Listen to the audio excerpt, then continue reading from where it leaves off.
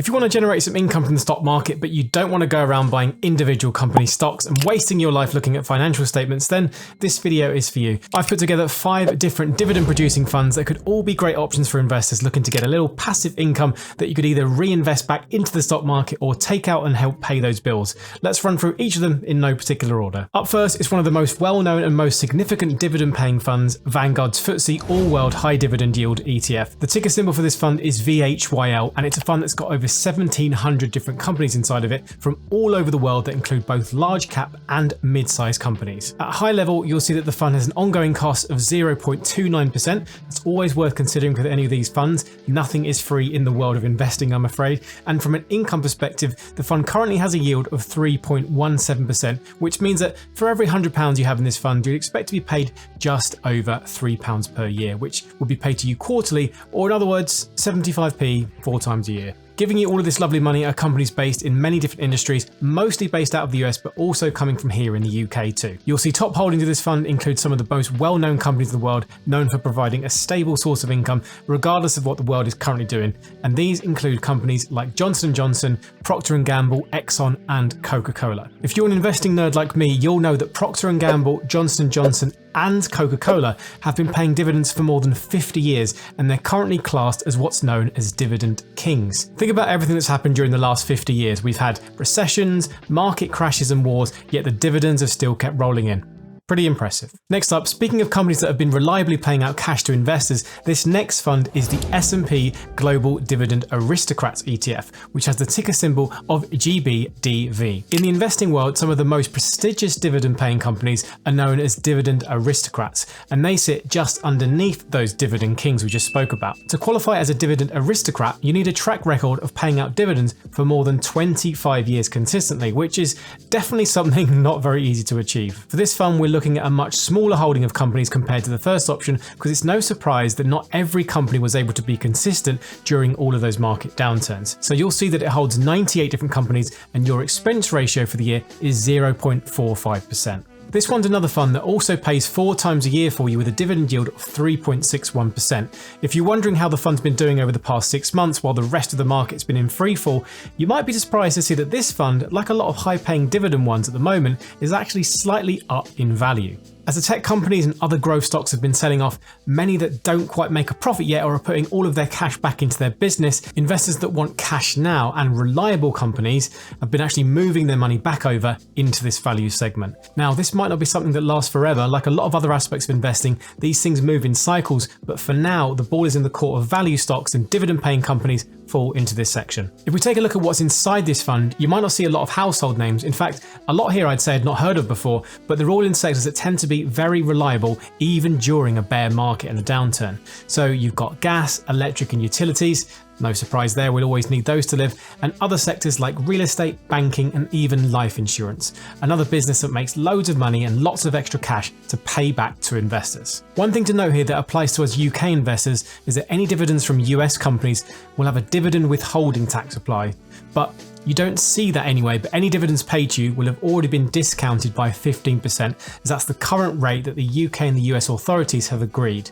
Worth being aware of, but nothing you can do about it. But I would balance that against anything else you might compare it to, especially if you're looking at any other funds based in the UK. And that leads us very nicely onto one of our next funds, which will give you a nice warm fuzzy feeling aside. Okay, maybe just me then.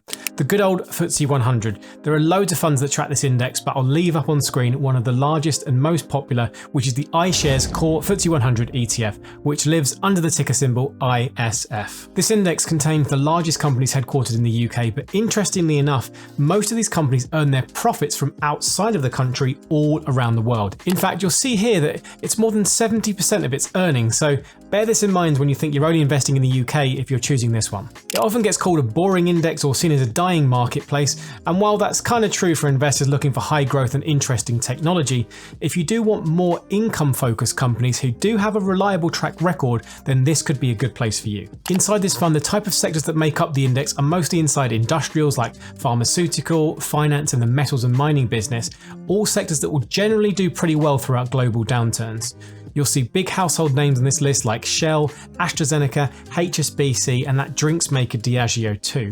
And In terms of performance and yield, you're looking at around 3.8%, which is a healthy number too and pretty sustainable. This is another fund that will pay you quarterly, and it's got ongoing costs of 0.07%, making it one of the cheapest funds available to UK investors that you can find, which means you actually get to put more of your money to work in the stock market rather than being eaten up by those fees and into the pockets of those high-paid, greedy money managers. Just before we head to our next fund, if you are enjoying the video, please do me a huge favor and hit the like button for me and comment below. It really helps out small channels like mine get to more people like you. And with that done, let's head to our next fund. Throwing in a slight curveball now, here's an area that often gets overlooked, and that is real estate investment trusts, more often referred to as REITs. Now, technically, there are already lots of REITs that are already inside things like the S&P 500 and the FTSE 100. So if you already invest in these indexes, you've probably got some cash invested without even really knowing about it. However, if you want to pick up some individual REITs, then you've got some great choices based both here in the UK and elsewhere, like in the US, for example. Some of the largest UK listed REITs are Segro,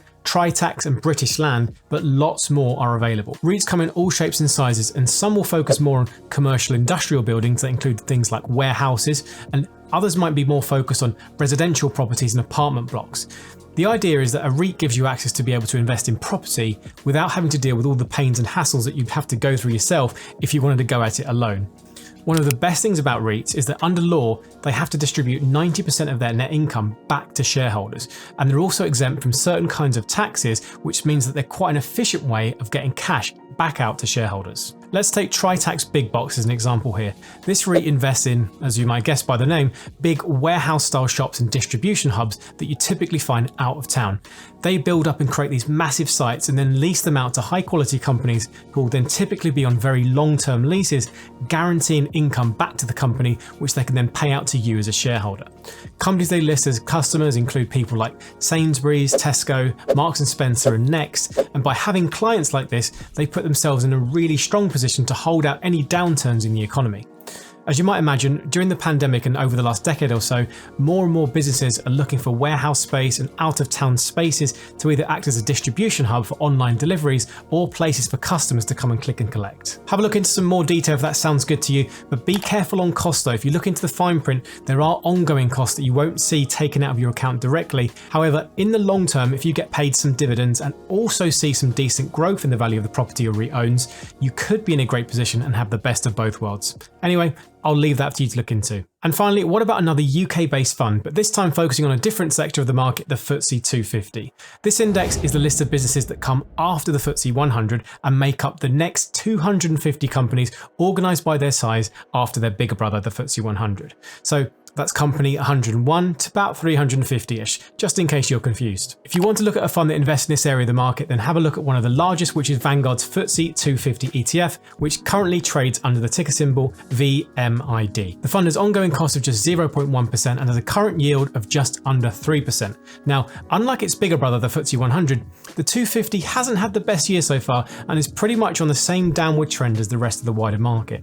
This is because smaller companies will often face bigger challenges if the economy takes a turn for the worst and interest rates rise, as they'll have to borrow money at more expensive rates and they're less likely to have a big war chest to pull cash from. However, over really long periods of time, smaller companies have actually performed better than bigger ones in the UK, and the FTSE 250 has proved this over the past few decades. The biggest issue though will be the levels of volatility that you have to put up with, so expect this fund to move up to higher highs, but then also lower lows and some larger focused investments.